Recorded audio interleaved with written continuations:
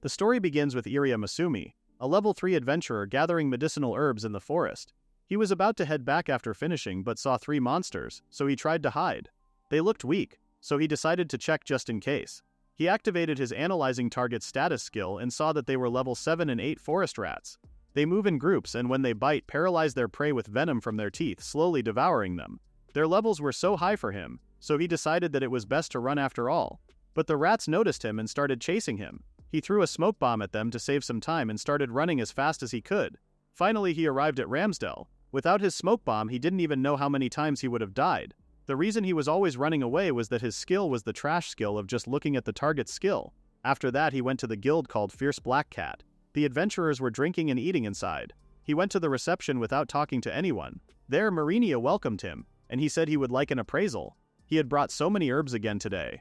Mirinia thanked him and said she would appraise it right away. While he was waiting for her, 2 other adventurers came and asked if he was still gathering plants as usual. He said yes, and they told him that this was a guild for adventurers. While crushing his herbs, he told him that the adventurer's job was to defeat monsters and collect magic crystals. He cannot call himself an adventurer if he was just gathering weeds. Mirinia told them to stop and was about to scold them, but Iriya stopped her and said it was okay. He thanked them for always advising him. After not getting the reaction they wanted, the adventurers left him alone. While walking away, they were questioning Holy Maiden Sylvia's ability. One day on his way from work, Iriya was transferred to this world by the Holy Maiden's magic. It was what you would call a summoning to another world. She told them that they had been chosen as the saviors who would support this country. She then instructed them to manifest the skills bestowed upon them by the gods. Transferred gained special abilities called skills when they were transferred. In this world where only monsters have skills, transferees with good skills were valued and could take important positions and be active. However, his skill was to only analyze status.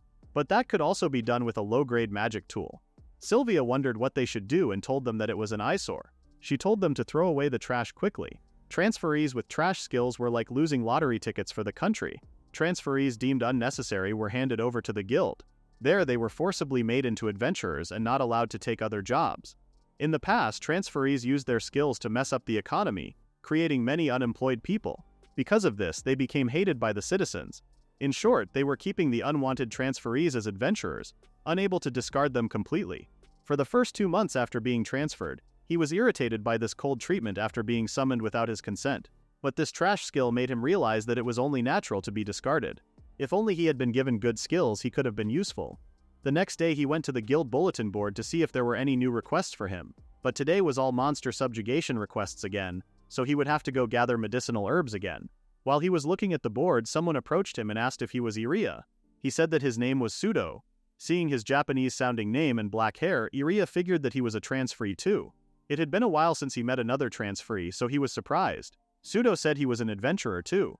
Iriya asked what he needed and he said he found a place where a large number of magic crystals were hidden, and he asked him to come with him to retrieve them. Iriya was surprised again, but he didn't want to miss this chance, so they headed to the forest. Sudo said that the crystals were in an abandoned house. There was a hut that a certain adventurer used. It seemed that the adventurer died after hoarding a large number of magic crystals obtained from defeating monsters. And most of those crystals were apparently medium-sized. Iriya was shocked because a medium-sized one would sell for about 2,000 lime. Lime was the country's currency, and you could buy a loaf of bread for about 10 lime. However, Iriya started to realize that this story was a bit too good to be true. He asked why he was saying this because if he went alone he could have it all himself. Sudo said he wanted a companion. He was transferred while attending a university lecture, and because he had trash skills he was thrown into this unfamiliar world alone. Iriya noticed that he was just like him. The people in town wouldn't even talk to Sudo just because of his black hair, a characteristic of transferees. Even with information about a fortune, it would be dangerous for him alone with his trash skill. He said that Iriya might not want to team up with a dropout like him. But there was still a lot he didn't know about this world, so he asked him to teach him. Seeing him going through the same hardships as him, Iriya felt like he could relate to him, so he said he would teach him. They arrived at the ruined house and decided to go inside. However, they heard noises coming, and someone asked who was there. Seeing the transferees adventurers inside were a bit annoyed. He asked if they were after the magic crystals too. Sudo was shocked and said no one else should have known about this place. The woman at the party said they had taken everything. They were leaving now, but there might be some dust-sized ones left if they want to pick those up. The leader said they were too greedy to try to make easy money. Instead of them, they should be sweating and hunting monsters. While they were walking away, Iriya asked Sudo what they should do. Sudo grabbed the leader's arm and stopped him. He reached for his sword and asked what they were doing. He activated his sword technique skill Flame and slashed the man's chest. The man was shocked because he wasn't a trash skill holder. He was even more surprised when the Sudo maid started burning. After that, his whole body started burning. His woman friend was shocked and couldn't do anything as he grabbed her for help. She started burning with him too. Sudo said it looked like he could take both of them in one strike. Iriya was shocked because that didn't seem like a trash skill. The woman begged him to put the fire out, but he said he wanted to see a woman burned to death. While Iriya was trying to process what was happening, a public security squad member came and asked if something happened. Ramsdale's law enforcers have full rights to arrest, interrogate, and imprison. They were feared by citizens because they could even execute people on the spot at their discretion. Iriya was confused as to why he was here. The woman begged the guard to help her. This was bad because there was no way he could talk his way out of this. The man approached Sudo and told him that this should be enough. The woman thought he was going to save her, but he took out his spear and tried to kill her. She used her armor to protect herself, but it wasn't enough. The spear went inside her head. Sudo was amazed and said his pain strike skill was really amazing as always. It cuts through iron shields like tofu with its defense-ignoring effect. Iriya finally decided to analyze them and their stats were pretty good. The judge was also a transferee. He had a bad feeling about this, so he tried to run away, but Toma, the judge, stopped him with his spear again. His bag was stuck, so he couldn't stand up. Toma asked Sudo how the harvest was. He said that those 2 bags were the harvest, but he didn't hear that the information about this place had spread. Iriya asked if they were planning to set him up from the beginning. Sudo said of course. Toma got the information and they made this plan. Being beaten by other adventurers was unexpected though.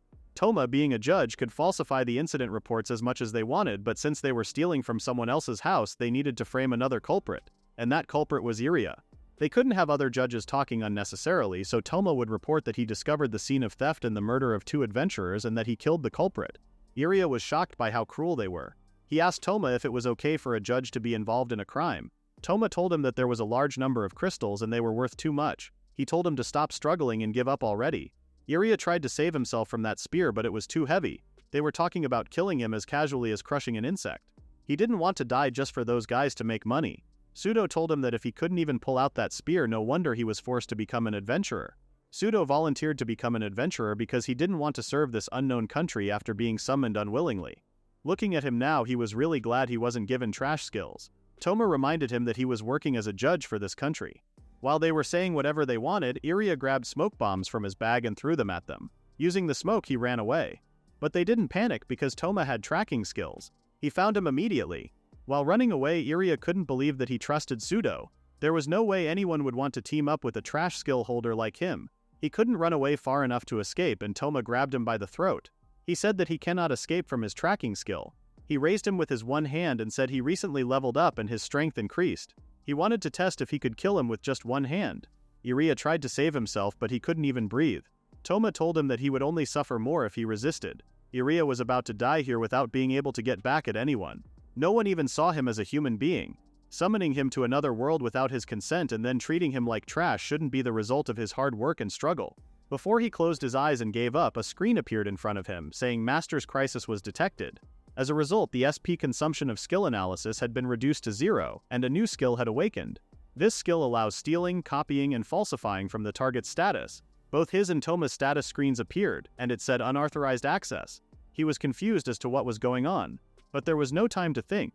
Anything would do, so he chose Pain Strike. He once again tried to let himself go from his hand, and this time it was a success. They both fell to the ground, and Toma was confused because he suddenly couldn't master any strength. Iriya's head was spinning. Toma was getting weaker and weaker. His armor started to feel heavier. The system told him that strength and skill acquisition completed, and Pain Strike had been added to his status. When he looked at his skills, he could see Pain Strike. This was that thing that pierced through the shield. It was Toma's skill. Toma told him that whatever he does with his trash skill didn't matter because he could still kill him with his Pain Strike. He raised his spear and rushed to him to kill him. There was no time to think, so Iriya took out his sword and spelled Pain Strike. With that, he confirmed that he stole Toma's Pain Strike because Toma was unable to use it while Iriya mastered it. He collapsed on the ground, and Iriya realized that he had defeated Judge Toma. He was dead, but Iriya was still confused as to how and why he could use his skill. Checking the status again, he figured that he could use it because it had become his skill. Even the strength value had been swapped. He moved the strength along with Pain Strike. His Pain Strike ignored 70% of the opponent's defense on the next attack. He was able to steal his opponent's skills with his new skill, but he thought there must be conditions to activate it. He could activate it because Toma was choking him. Being able to steal someone's status was a one-of-a-kind skill for sure. Sudo came and was shocked to see Toma dead.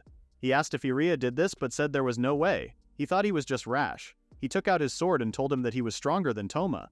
Iriya tried not to panic because he had Pain Strike that he stole from Toma. However, he couldn't use it because he didn't have enough SP. He thought Pain Strike would only use 1 SP like analysis, but it was obviously not true. Sudo didn't wait any longer and tried to kill him. He was fast, but even though he swung his sword, nothing happened. Iriya expected to get burned like the adventurers before, but Sudo used ice this time, and his legs were frozen. He couldn't move from where he was. He was stuck to the ground and couldn't move. Sudo then kicked him, and he fell. He told him that another judge would be here soon to arrest him, so he must give up already. He had asked Toma for backup in case of unexpected situations. Iriya was confused and asked what that was supposed to mean. Sudo started kicking him because he had ruined all his plans for his life in this other world by killing Toma. He was a valuable judge comrade. But if he could be killed by a trash like him, he didn't need him anyway. He cut his arm and started to cover himself with blood. It would be strange if he were the only one unharmed. After he was arrested, he was executed for injuring and killing 4 people, including himself, and all the magic crystals would be his. He was going to live luxuriously with the money from selling the magic crystals, including his share, so he could die in peace.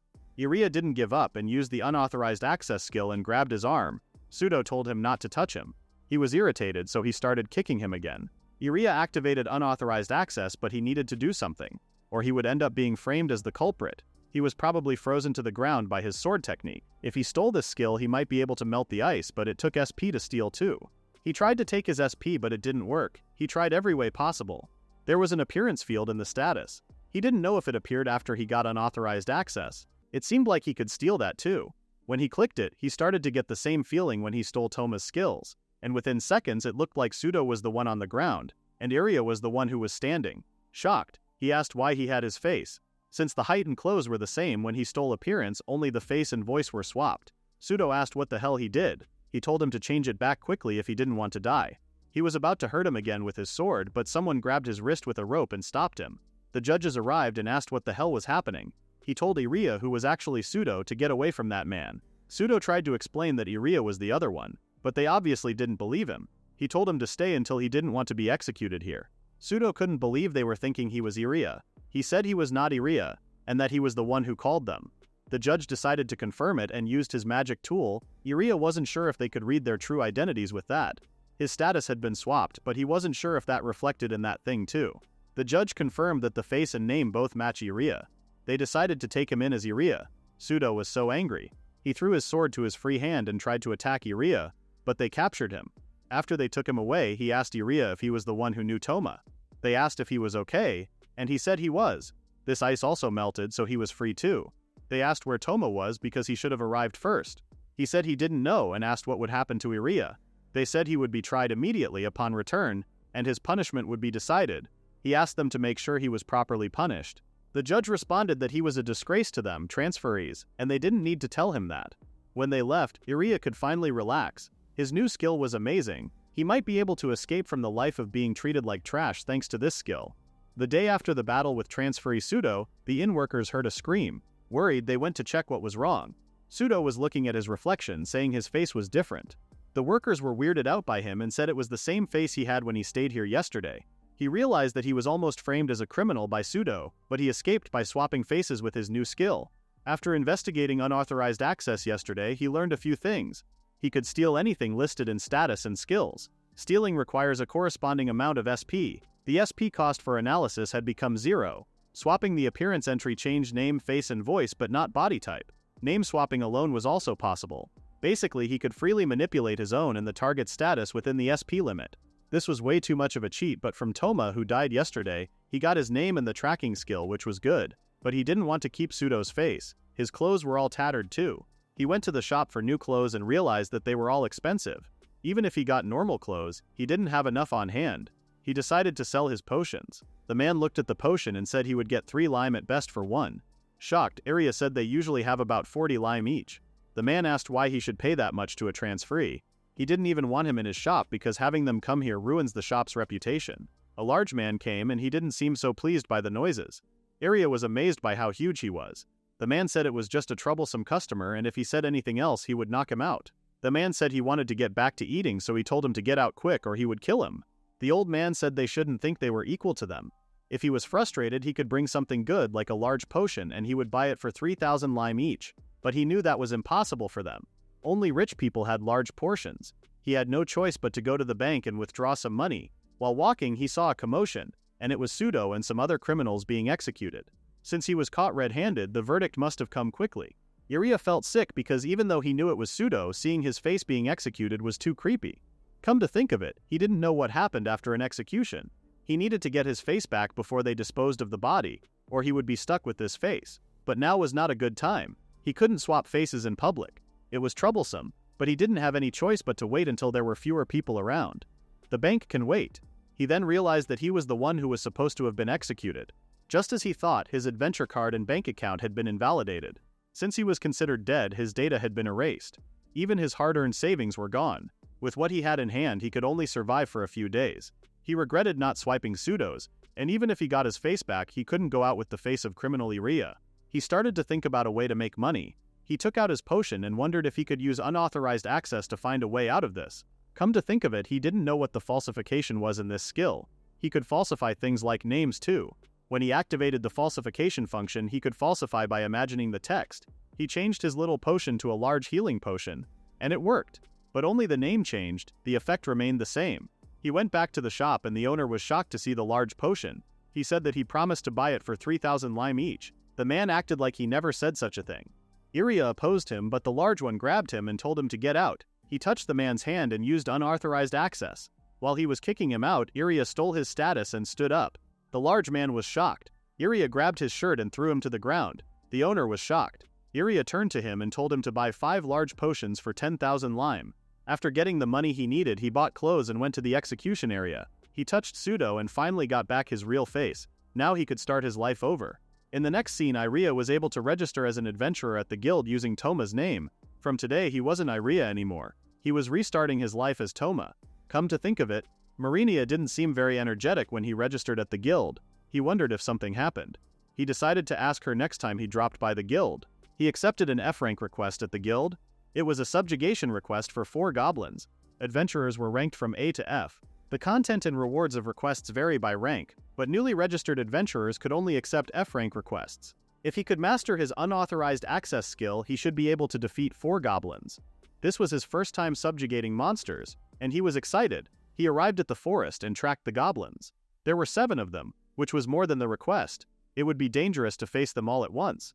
His maximum SP was 100. Pain Strike consumed 50 SP, so he could only use it twice at most. Using unauthorized access to steal or copy abilities usually consumed 2-5 SP, so he would prefer to use SP for status enhancement, so he wanted to avoid using Pain Strike as much as possible. To fight without wasting skills, he thought about falsifying equipment as he did with the potion before. He thought about strengthening the defense effect from 5 to 100, but his SP wasn't enough. Apparently, SP consumption skyrocketed from the second character. One character only consumes 1 SP, but 2 characters consume 150 SP, and 3 characters consume 700 SP. As the goblin came for another attack, he saved himself at the last second. The club's attack power was stronger than the leather armor's defense. He hid behind the tree and thought of something to do about that club. He then decided to use unauthorized access to weaken it. The goblin found him, and he dodged its attack again. Now it was his chance. He was about to change it from 8 to 0, but realized that he could lower it even more, so he made it -8. He wasn't sure if this would be okay because if it was ineffective like with the leather armor, it would be bad for him. The goblin hit him this time, but it didn't hurt at all. It was like being hit with a foam stick. The attack power really did decrease. He took out his knife and stabbed the goblin in the throat pretty easily. With the killing of his first goblin, his level also increased to 4. He who was useless before, managed to defeat a monster for the first time. He hid behind the trees again. If he uses unauthorized access to turn the enemy's strength into his strength, he could become even stronger. After defeating all the goblins in the area, his level increased to 6. It looked like his HP, MP, and SP fully recovered when leveling up. HP and SP had also increased overall. He thought stats stolen with his skill wouldn't change with level ups, but it seemed that was not the case. Since he could see the status of the magic crystals through analysis, he wondered if he could use his skills on them too.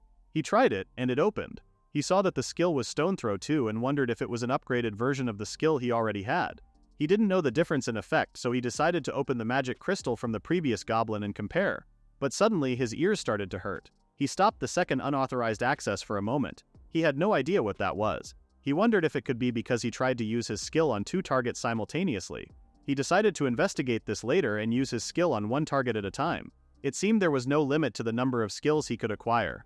If he kept stealing them, his strength would expand infinitely. Also, that completed the first extermination request of defeating 4 goblins. He was going to report to the guild right away and collect the reward. He actually defeated 7, so he took out 3 extra ones. He wondered if he could get an additional reward for the extras. Suddenly he heard someone screaming. He followed the screams and saw that a merchant's carriage was being attacked by the goblins. Both escort adventurers were killed by the goblins, and the merchant was begging for help. There was a big rock rolling on the road and it seemed like goblins had thrown it. He assumed they would be high-level goblins, but the strongest one was level 5. Their levels were low and their stats weren't impressive at all. For 2 adventurers to be killed by such creatures, they must have let their guard down or they were weak adventurers. Right before the merchant was killed, he approached it from behind and slashed it with his sword. After defeating one of them, he turned to the others. He used the stone throw skill 1 and killed one of them, then moved to the other. After a few seconds, all of them were defeated. The merchant was shocked that he killed 3 goblins in an instant. Meanwhile, Iriya was satisfied with his stone throwing skill. It only consumed 1 SP and increased damage, so it could take out weak opponents in 1 hit. He asked the man if he was okay. He said he was saved, but they need to hide quickly before he come back. Confused, Iriya asked if there were other goblins. He said he could defeat them. He said it wasn't just a goblin. While he was trying to understand, another big rock came at them, and he saved himself and the merchant at the last second. He turned to look at who threw it, and it was a goblin lord. A leader-like figure among goblin hordes. It was twice the size of normal goblins with vastly superior stats. It prefers physical combat and was a muscle-brained monster. But due to its strength, only C-rank or higher adventurers could accept extermination requests for it, as it was considered difficult to defeat. And this one was throwing huge rocks at them. The merchant told him to escape, but he saw the people in the cargo area and there was no way he could leave them alone like that. He had no choice but to lure the monster away. He told the others to hide behind the carriage and analyzed the goblin's stats. The goblin was level 32 and had 4-digit HP. It was on a completely different level. Even for a goblin lord, these stats were abnormally high. But if he could steal his stats, he would definitely become much stronger. So he was not afraid, he was excited. As the goblin ran towards him, he used the stone throw ability, but it didn't even pierce the skin. He couldn't activate his skill unless he touched its body, but if he did, he would die instantly. He decided to use a smoke bomb.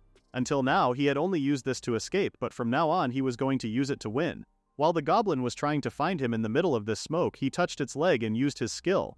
He was going to switch his HP and strength with his while he had the chance. Now his stats were Iriya's. He used Pain Strike on the goblin and slashed its back, but the goblin seemed pretty decent even after that attack. He was shocked because he thought he could take it down in 1 hit with the stolen strength and Pain Strike that ignores 70% of defense. He should have stolen 2,530 GP and 80 strengths, but they barely increased, and the goblin lord's HP and strength didn't reflect his either. He started to realize that there was a limit to the number of digits he could steal. While he was trying to understand the situation, the goblin grabbed another giant rock from the ground. He needs to dodge that huge rock, but then realizes that if he dodges, the people in the carriage will die. It was either him or the people. The goblin threw the rock at him and he had no choice but to risk it all. He took out his sword and slashed the rock with it. The rock was now 2 pieces and it didn't hit him or the carriage. Even he was shocked because the way his strength worked felt different from usual. He realized that this must be because his strength increased. With 30 strengths, he could even cut rocks. Come to think of it, even Judge Parma's strength was only 12. 30 must be considered quite strong. He was able to cut it because he stole from this ugly goblin over there. He realized that there must be other strong stats he had overlooked and he decided to steal those and defeat this thing. Merchants and the other people there were still in shock that he cut such a huge rock in half. They wondered what kind of adventurer he was. The goblin seemed irritated, so he figured it was the first time his rock throw didn't work. The gap in their status was wide. He managed to steal enough status to cut talks, but he still couldn't let his guard down. He only had 4 SP left and he had to find a way to turn this situation around. Since he closed the status screen, he couldn't use his skill without touching him again. The irritated goblin decided to throw away 2 rocks this time. But thankfully Iriya managed to slash those rocks. He dodged its attacks and approached him. He punched the goblin's back, but it only worked to use his skill and didn't do any damage to him. It was time for another diversion. He used his smoke bomb to distract the goblin. And in the meantime, he looked at the screen. He saw major strength enhancement and body enhancement skills and figured those were the cause. They were boosting his status. He wanted to steal them, but he didn't have enough SP.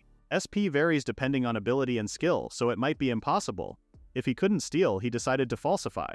He wondered if he could falsify these enhancements into weakening effects.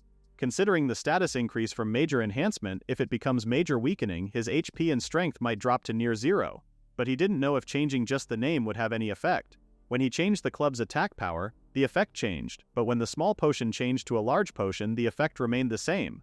If falsifying the skill name didn't change anything, he would waste remaining SP and lose any chance of winning against him. Changing the name field might not affect the effect, but falsifying the status might change the effect. He figured that if changing the name was reflected, he should look like Judge Toma right now. The goblin kicked the floor and blew away the smoke with just the air pressure from that stomp. Since the air was clear, the goblin immediately spotted him and threw his punch at him. However, Iriya stopped the goblin's punch with his one hand. The goblin was shocked. Iriya opened his screen again and did what he planned. He stood up, took out his sword, and told the goblin that he was now weaker than an average goblin. He then slashed the goblin and defeated him. The magic crystal that came after the monster was just like him, huge. The merchant couldn't believe what he saw. He said that he was amazing and that he was their lifesaver. That was Iriya's first time being thanked. He asked if they didn't hate transferees. The man responded that he was a merchant and he wouldn't be able to do business if he couldn't get along with everyone. Iriya told them that it was dangerous and they should leave soon. They needed to fix the wheel first, so they hurried to do that. A little girl approached him and thanked him for saving them. Iriya asked if she was injured, and she said they were fine, thanks to him. He said that monsters had been increasing around here lately and they should be careful. The girl seemed like she was wary of him. He wondered if they hated transferees or if this mask was just scary. The tire was fixed, so they told the others to get on board. He told the girl to go quickly, but she said they need to thank him somehow. He showed the magic crystal and said this was more than enough for him. And he said that she could treat him to a cup of tea if they met again. The girl said she would definitely do that, and then they left. Iriya realized that being thanked felt pretty good. He also thought about changing to a cat mask to be liked by kids like her. It was an interesting thought for sure. In the next scene, Iriya brought the Goblin Lord's large magic crystal to Mirinia. She was shocked to see it and asked if he really defeated a C-rank monster all by himself. It was amazing that he wasn't even injured after facing a C-rank. He was actually so exhausted yesterday that he went back to the inn and crashed. He asked her to appraise him and she told him to show her his bank book as well. Iriya noticed that a lot of other adventurers were also staring at him. He came to get it appraised after stealing the minor auto HP recovery that was left in the large magic crystal and no longer needed it. It was worth coming just to see the surprised looks on the faces of those who had been looking down on him all this time. This didn't feel bad at all. Mirinia said 50 lime for the 4 goblins he was requested to subjugate and 5,000 lime for the Goblin Lord. Iriya was shocked by how valuable a Goblin Lord was. Mirinia had deposited it into his bank book and told him to confirm it. That was enough for a month's living expenses with some left over. Mirinia mentioned that this was amazing. Some transferees excelled from their first subjugation. She asked if he had any plans after this. He said he didn't. Mirinia told him that the guildmaster would like to meet him. He was shocked that the owner of each guild wanted to see him. Since they delegate most of their work to staff, it was rare for an ordinary adventurer to meet the guildmaster. He wondered what he would want with someone like him. She didn't know what to do herself, so he had to go and meet him. Iriya started to feel nervous because they might have found out that he was Iriya who was supposed to be executed. He didn't want to go, but an ordinary adventurer couldn't refuse someone like that, so he followed Mirinia. She guided him to the guildmaster's room and left him there. While wondering what kind of person he was, he knocked and excused himself in. The guildmaster was sitting comfortably in his chair, smoking his cigar. He said that he was Lucille, the guildmaster. Overwhelmed by his presence, Iriya introduced himself as Toma. Lucille asked him to have a seat. When he turned to sit on the couch, he noticed a dragon taxidermy on the wall and wondered if the guildmaster Lucille had defeated it. Lucille noticed his curious look, so he said it was a memento from when he did something stupid alone in his passionate youth. Iriya was shocked. Someone came and served them a cup of tea. When he turned to thank the person who served them, he saw the girl from yesterday. She thanked him for the other day and said her name was Anastasia. She promised to treat him to tea as thanks for saving her, so she prepared some. He remembered that promise, but he didn't know that she was working on the guild. Anastasia said she heard her father was meeting with him, so she came to join in. He was shocked. Lucille couldn't help but comment that Anastasia was unusually well-mannered today. He was about to reveal something to Iriya, but Anastasia slapped her father with the tray she was holding. With his red face, her father said that due to various circumstances, he called this girl who was living with her mother in a neighboring country. He had assigned guards, but he never thought about the possibility of being attacked by a goblin lord. The fear of the outside world should have been ingrained in her bones, so he felt pathetic.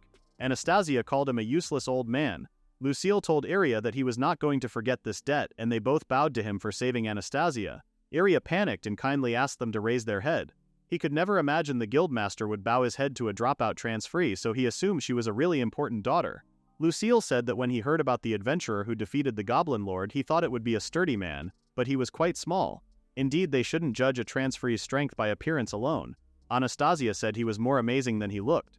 The power of skills was truly great. Iriya asked why he called him here. Lucille said he had a request for him. He wanted him to accept special requests from him in the future. It sounded rather grandiose, so Iriya wasn't sure. He said that there was no need to be formal. Like the recent Goblin Lord, monsters have been becoming more active lately. When urgent requests come in, they sometimes directly ask adventurers, and they call those special requests. It was like an emergency staff for when there was no time to wait for applications on the bulletin board. He said he was honored by the offer, but he wasn't sure if it was okay for an F rank like him to accept such important requests. Anastasia told him not to worry and told her father to hurry up and give him that. Lucille took out an E-rank adventurer card and gave it to him. Iriya couldn't believe that he had become an E-rank after just one request. Lucille stated that if he could defeat a C-rank Goblin Lord, he would be more than qualified. In terms of ability, he was at the D-rank level, but regulations prevent them from doing that. They were going to entrust D-rank and above requests to appropriate adventurers, so he didn't need to worry about that.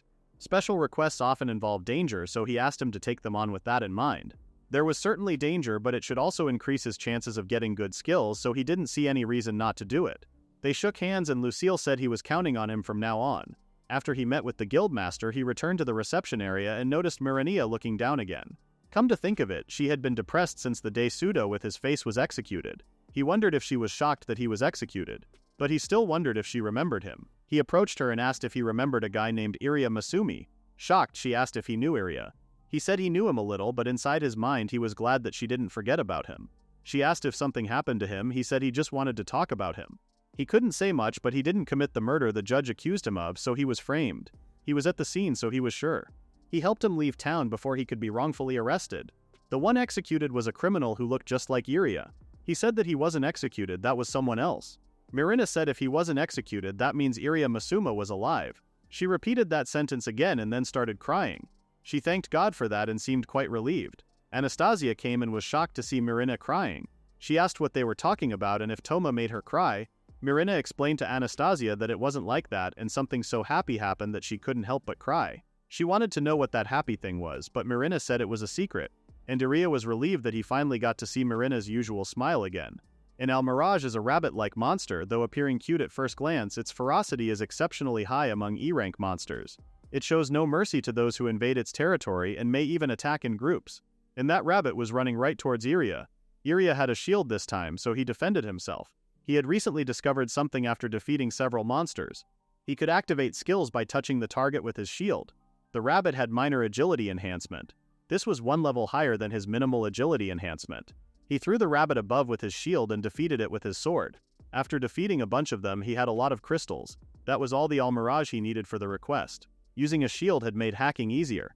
He looked at his shield and noticed that the durability was about to hit 0, and there was one more thing he learned about his skills. With his current SP, he could only falsify one character, but he could delete, replace, or add that one character. In other words, he could freely manipulate just one character. There was probably a condition to this, like the limit on the number of characters he could falsify, but with his current SP there was a lot he didn't know. When he was putting away his sword, he noticed that the edge was chipped. This was about to break too. He had been in a lot of battles since getting his skill, so it wasn't that surprising. He needs to fix that before he accepts another request. But while he was at it, he wanted to buy a sword with higher attack power, so he decided to take a look. He went to the second-hand weapon shop and started looking at the swords. They were way too expensive, easily exceeding a month's living expenses. The customers there recognized him from his black hair and stared at him just for being a transferee.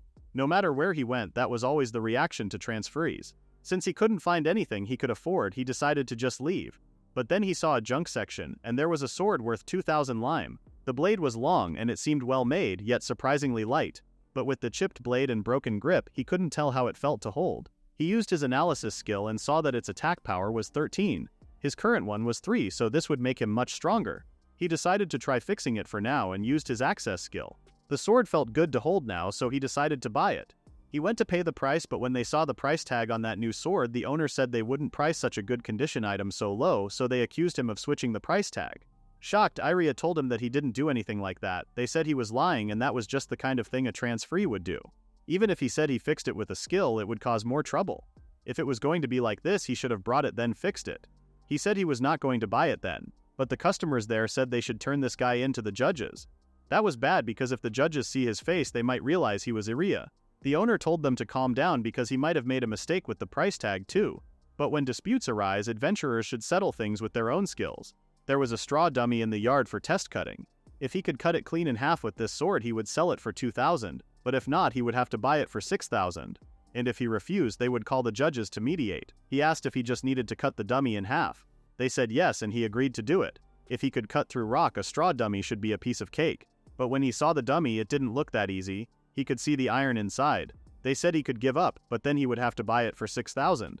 Iriya thought he was a mild-mannered shopkeeper, but he set him up, knowing it was impossible. The owner said if an amateur tried to cut it, the blade would break. Iriya was furious that he underestimated him and prepared himself to cut the dummy. He used all his strength and managed to cut it with one slash. They were shocked. The owner said it was impossible because it had an iron core. He said he must have cheated with some skill. If he cheated, the 2,000 lime deal was off. Iriya turned to him looking pretty scary and asked if he was going back on his promise. The old man was so scared that he said he would sell it for 2,000. Iriya even paid 1,000 extra to pay for cutting his dummy in half and asked if that was all right. The man had no choice but to accept that. With that, he had a new sword, and he confirmed that he was strong enough to cut through iron now. It must be thanks to his strength and this sword's attack power. If he thought about it, getting a like-new sword for 3,000 lime was a bargain.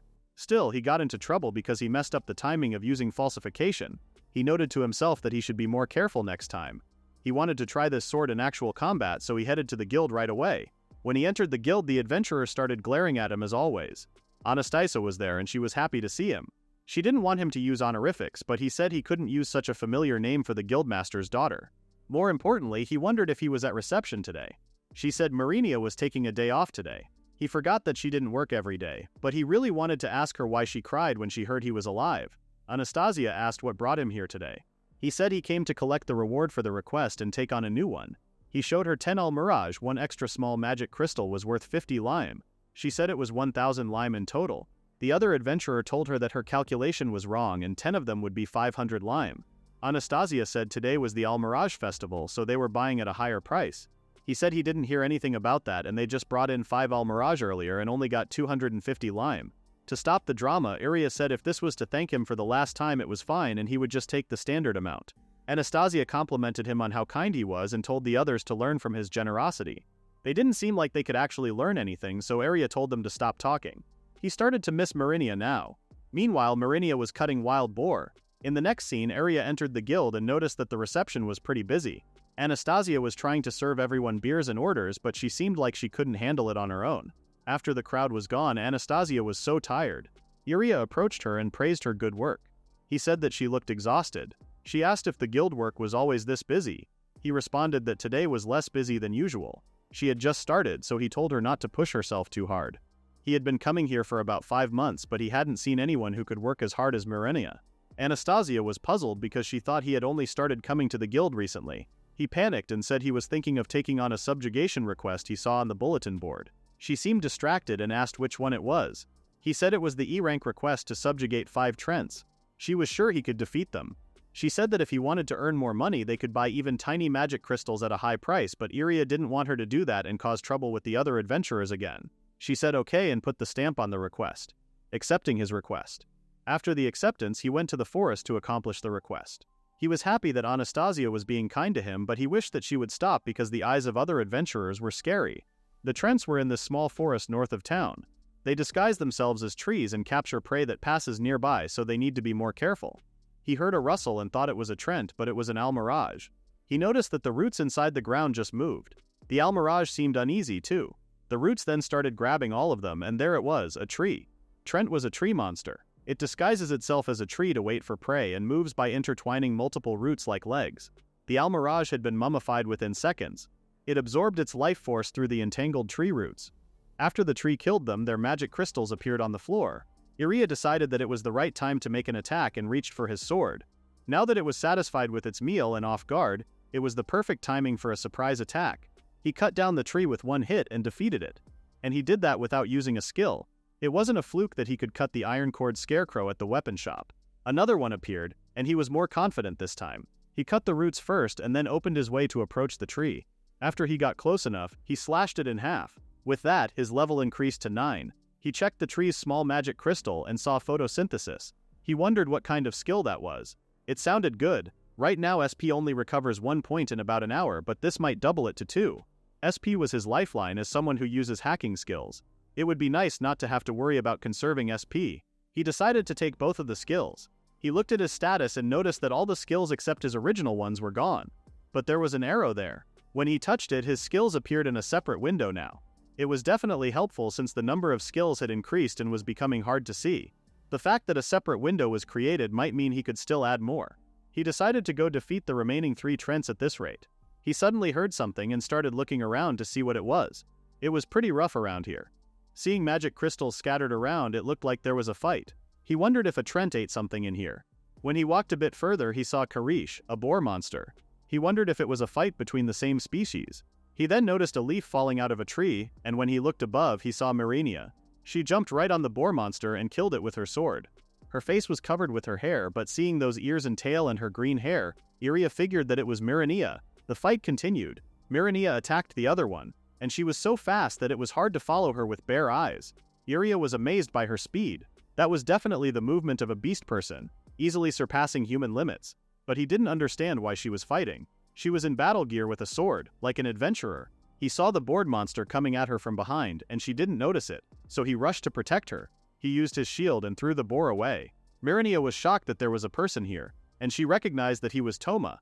She asked why he was here, but it wasn't the right time to talk, so he said he would handle these 3 and asked if she could take care of those 2. She still seemed shocked, so he repeated. She said yes, and they started battling. Iriya easily slashed the boar monsters even simultaneously.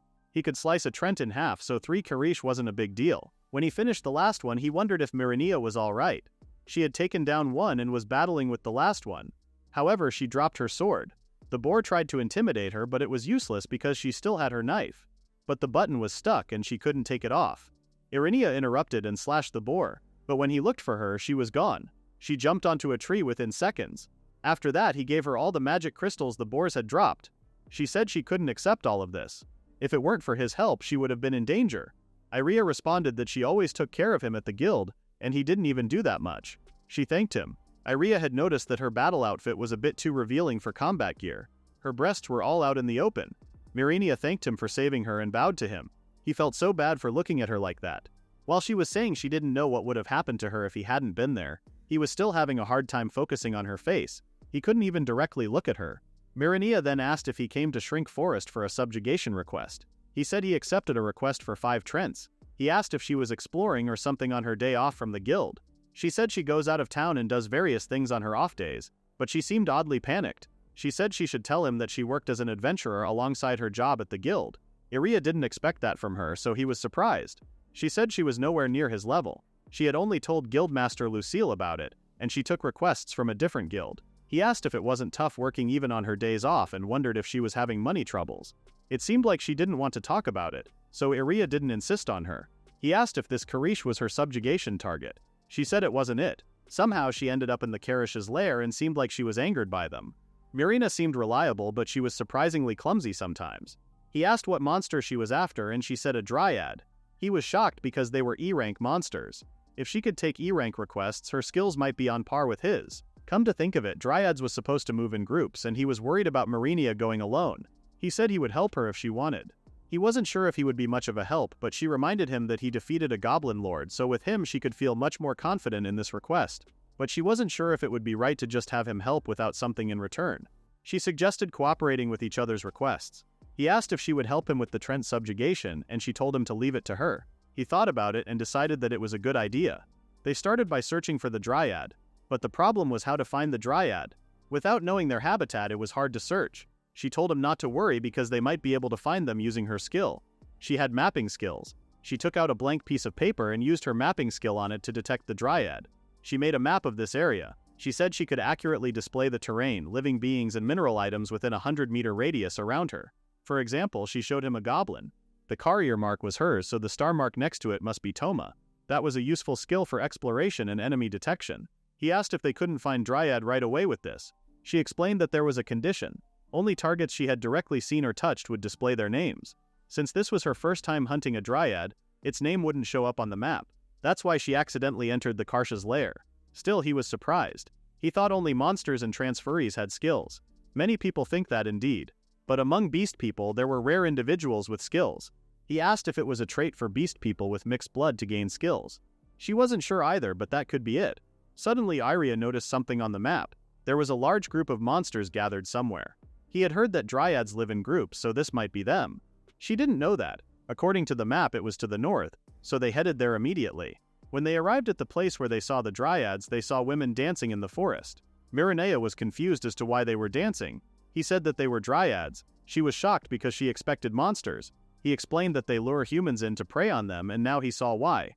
Each dryad had 2 to 3 skills, so they needed to be careful. They were level 25, and their skills were pollen dispersion and drain energy. Those were close combat type skills.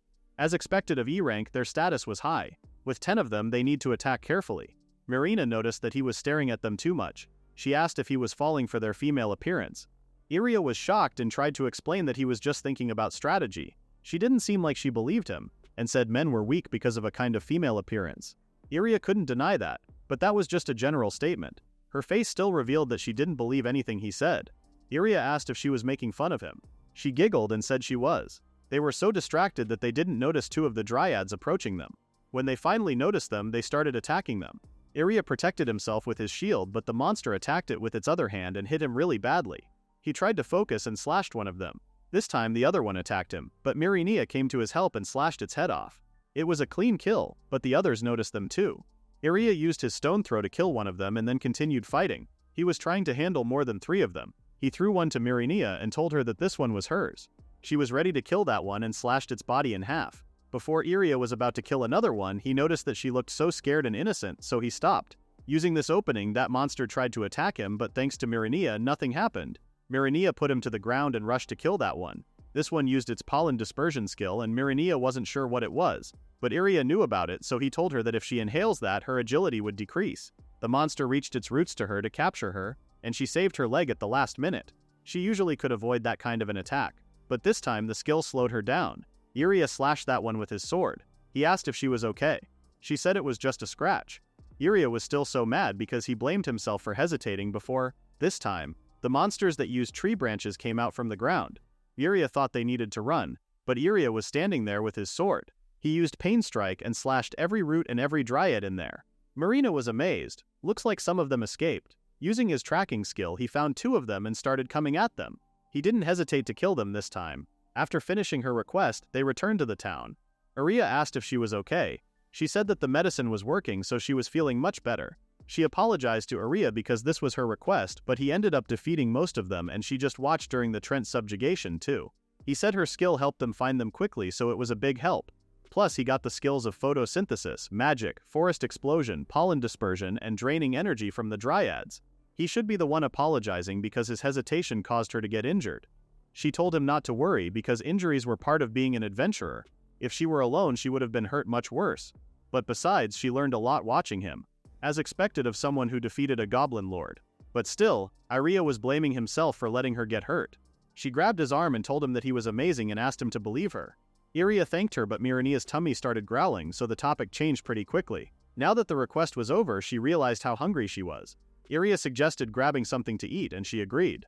Iriya went to the guild to receive his reward before dinner, but it was pretty crowded, so he was going to be late for his meal with Mirinia. He suddenly realized that he was about to have dinner with Mirinia. He was the one who invited her, but he was nervous about having a meal alone with a woman. He decided to just go there. He went to the guild Regal Pachyderm, the magnanimous elephant. This guild was a lot bigger than his guild. He wondered where she could be and started looking around. He heard her yelling at the reception. She said that it was only 10% until now, but the man said there was nothing he could do about it. Iriya asked what was wrong. She said she was having a bit of trouble with the reward. He said it should be 1400 rhyme, but when he saw the sign saying the subjugation reward was 500 lime, he was shocked. He asked if there was some kind of issue. He asked the receptionist what the meaning of this was. He said that he was a Chico and explained that their guild had recently established a demi-human burden regulation. They were going to be deducting a service fee from the rewards of all adventurers who were demi-humans without exception. Iriya was shocked by this discrimination. He said that transferees like himself didn't need to worry. He yelled at him, saying that it was just plain discrimination. Ichiko said they seemed dissatisfied, but in this city this was practically the only guild that brokers requests for beast people. Rather, he said that they should respect their guildmaster's intentions to protect the employment of beast people of the lower class. And if they still couldn't accept this, they would have to cancel their guild registration. Iriya couldn't believe that he was still planning to skim off the top, knowing that the beast people had no other guild to rely on.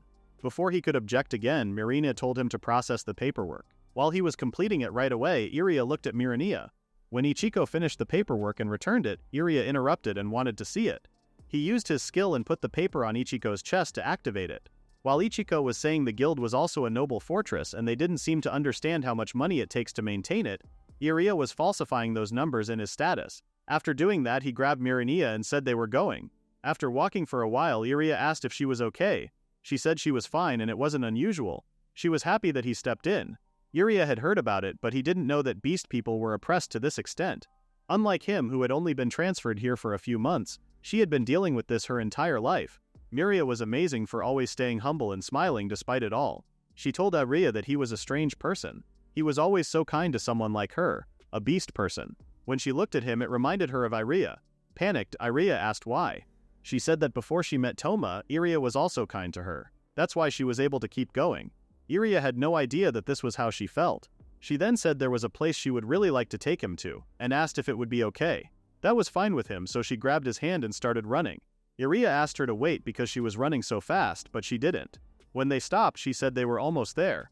He noticed that they were in the West District. Mirinia was living in the West District. Many beast people live around here. They arrived at the place and entered it. Seeing a transferee enter their district, the beast people didn't seem so happy. Iriya noticed a nostalgic smell and asked if that was okonomiyaki. Mirinia said the shop was created by a transferee. That explained why he knew that smell. The chef came and welcomed Mirinia. Mirinia greeted her and said she had come to eat. Sena was a beast person too, so he figured she must be a shop frequented by beast people.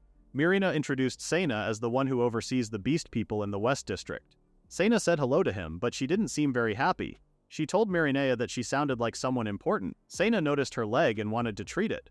She said she already treated it herself, so it was fine. This was Iriya's first time he had seen her not using polite speech. She must be close to Sena.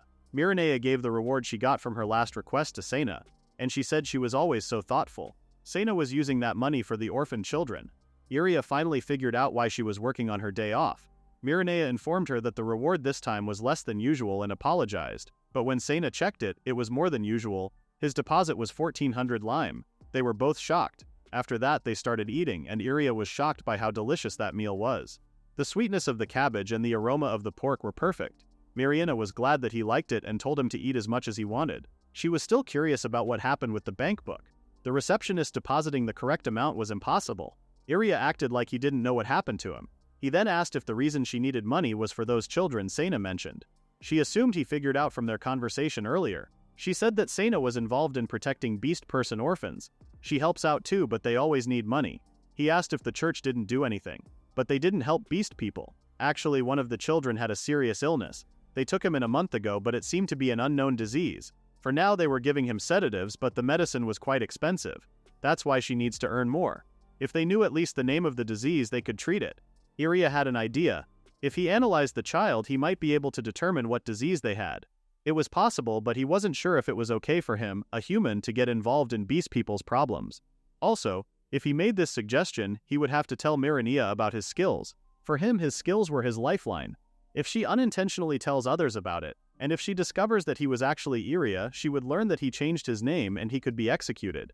But he didn't feel good about abandoning a sick child. He made his decision and asked Mirinia to take him to see that child. Mirinia wondered about the reason. He said that if he used his skills, they might be able to find a way to cure them. Mirinia was shocked and asked if he really could figure out how to cure the sick child with his skills. He said he probably could, but there was a catch. Mirinia panicked and asked if there was anything he needed. He said let him explain calmly first. He told Mirinia that he had two skills, analysis and unauthorized access. Analysis skill lets him read a target's status. She couldn't see it, but when he activated the skill, a screen appeared in front of his eyes. He could check not only the person's name and stats, but also their status. When someone has an abnormal condition like poison or paralysis, those symptoms might show up there. Mirinia said magic tools could also view stats, but she didn't think they had a status section. That could definitely help them understand what was wrong. Mirinia said he also had his other skill, unauthorized access. This lets him steal or falsify someone's status. She asked if he meant he could change numerical values. He said he could, and he could also modify text. It consumed SP and there was a character limit, but he could change it to anything he wanted. Mirinia was amazed by his skill. He said he only recently awakened his last skill. She asked if he was the one who restored the original amount when she got her reward. He panicked, but it was obvious. He said he was telling her about this skill specifically, but she didn't want her to tell anyone else. She promised not to do that. He said that with his access skill, even if he couldn't cure the symptoms completely, he might be able to alleviate them. He asked if she could let him see that child. Mirinia decided to show him the child, and they went further inside the restaurant. Sena looked at them suspiciously. Kids were playing inside the room, and Mirinia said she was in there. A little beast kid was lying on the bed with a high fever. Her name was Sarah. Her fever keeps rising and falling. Even Sena, who had a herbalist license, was at a loss. He asked if he could begin, and she let him. He looked at the girl and used analytical skills first. His status said hydrosepticemia and hydra fever. Mirinia had never heard of them before.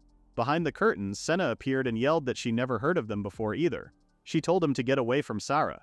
She asked Mirinia why she brought someone like him in here. Mirinia asked her to let her explain the situation. She said that they had found out Sarah's illness. She asked Toma to look at her because his skill might reveal what disease she had. It seemed to be hydrosepticemia and hydra fever. Sena asked if he was certain about this. Iriya confirmed that there was no doubt. Sena said those were diseases specific to beast people, and there was no wonder why the medicine wasn't working. She knew about the disease, and she also knew about the treatment. They need to mix two kinds of medicine, but the problem was getting the ingredients. They were Sonol deer antler, Gakuran mushroom cap, and berry fruit. She could have prepared these, but there was one more that was problematic. They needed the Ampiptera magic crystal. Iriya asked what she said. Mirinia said it was a rare C-rank serpent monster. That was the same rank as the goblin lord he defeated before. He asked if they couldn't buy the magic crystal somewhere, but they were so rarely encountered that they didn't even appear for sale. Sena felt so bad for not realizing it sooner. Iriya asked Mirinia where they could find an Ampiptera. She had heard they had been spotted in the Poison Kiln dungeon to the west. Sena asked why he was asking her that. He simply responded that he was going to defeat one. Panicked, Mirinia said this was too dangerous. But Iriya said they cannot leave her like that. They need to hurry. His skill showed that her HP was dropping steadily. If they didn't act quickly, her life was in danger. Sena asked what he was planning. Even if he defeated it, he would just threaten them, saying pay up if they wanted the crystal.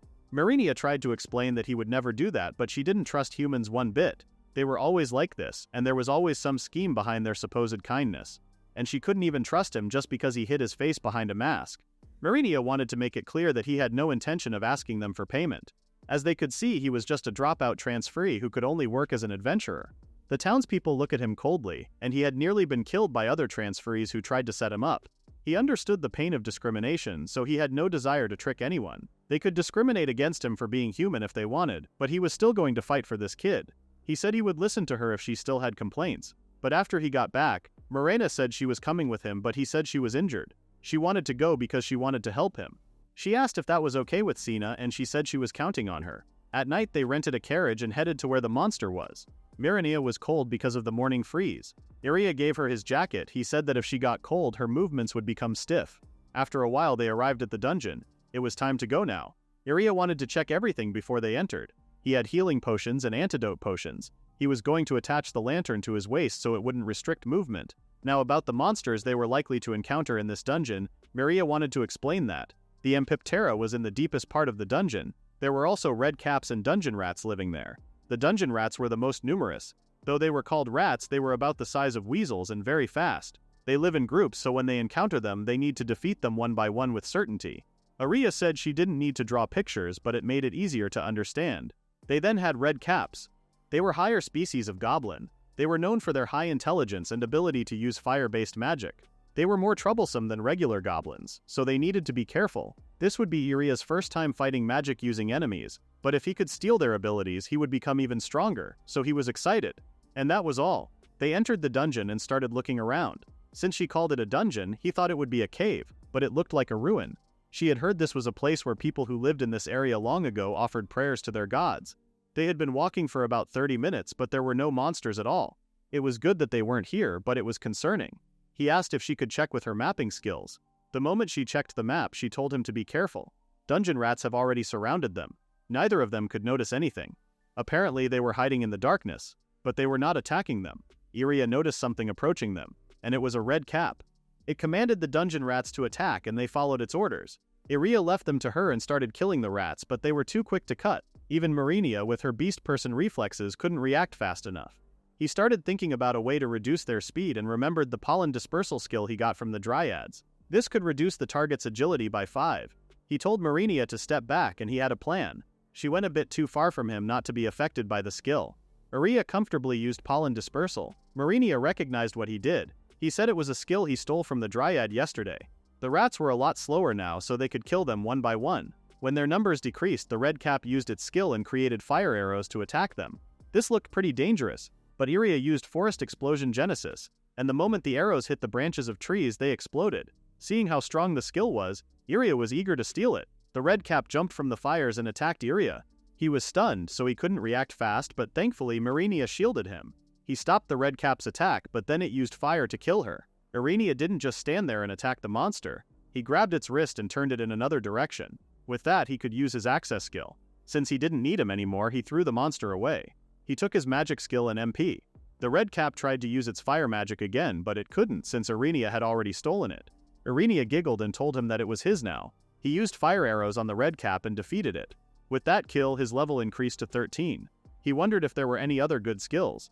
Mirinia asked if he could steal magic too and wondered what magic he stole. He said he stole flame and flame arrows. She seemed oddly surprised. She said that normally flame series magic shouldn't cause explosions. He didn't know that. He wondered the reason for that and said it might be because it was enhanced by the intelligence enhancement he took along with it. They postponed their conversation because they heard something. It came from deep in the dungeon. They followed the voice and saw a big hole in the wall. Mirinia said it might have been created by the impact of their recent battle. She checked her map and informed him that there was one monster ahead. It looked like the hole was big enough for them to get through, so they started going. After walking a very narrow path, they saw it. A majestic great serpent sits in solemn repose, a threat awaiting Iriya. They immediately hid themselves. It was Iriya's first time seeing one, so he was amazed by how huge it was. It was hard to tell with it coiled up like that, but it must be around 20 meters long. Its eyes were open, but they weren't sure if it was awake. Snakes didn't have eyelids, so their eyes remained open when they were sleeping, so they couldn't tell whether they were awake or asleep. Rather than fighting it head-on, Iriya would prefer to catch it by surprise if possible. Mirinia asked if he could use his analysis and tell them if it was awake. Iriya said it wasn't about whether it was awake. He couldn't use analysis right now, the target was too far away and outside his skill range. From what Mirinia knew, the Amphiptera had wings, so he needed to be careful. Iriya was shocked because he thought it was just a giant snake. It was also very agile and could spew poisonous mist.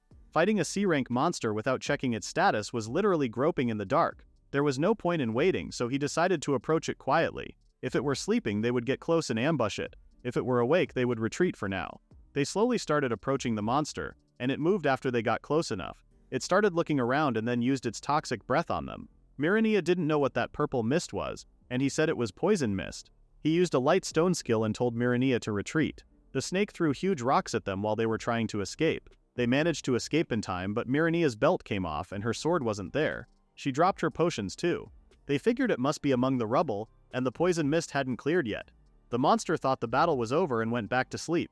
He noticed that his body was numb because of the poison. He told Mirinia to drink this antidote potion he had and a healing potion too. She asked if he wasn't drinking any potions. He had minor auto HP recovery and medium poison resistance skills, so he would be fine. They might need more potions later, so they couldn't waste them. He stood up and told Mirinia to stay hidden. He was going alone this time. Mirinia said this was impossible, but she couldn't enter that poison mist. They promised Sena they would bring back the Amphiptera's magic crystal, and if she got hurt, Sena would be angry with him. Mirinia had no choice but to follow his plan. Iriya approached the snake alone and woke him up. He used lightstone magic and told him that today would be the last day he got to sleep with that huge body of his. The snake started coming at him, but he didn't run away this time, he started running towards it. He tried to slash its scale, but there wasn't even a scratch on it. Physical attacks didn't work on the snake, so he decided to try magic, but there was a huge rock raining on him. He slashed the rock in half and saved himself. He hid himself between two rocks and waited for the snake to come at him.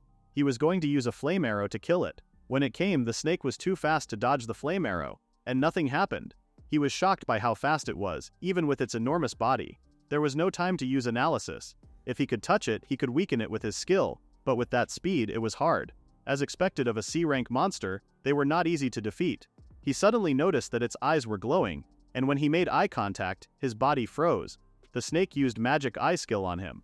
Iriya was so confused as to why he couldn't move at all and what those giant eyes were. The monster hit him with its bottom part and threw him to the wall. There was no way to dodge that attack. Mirinia was so worried about Iriya. Iriya was thankfully still alive, and he figured it was a skill that stopped the target's movement. He prepared himself to use fire arrows again. This time the snake couldn't move because it touched Iriya, and he could use his skill and steal it from the monster. Now it was Iriya's turn to attack.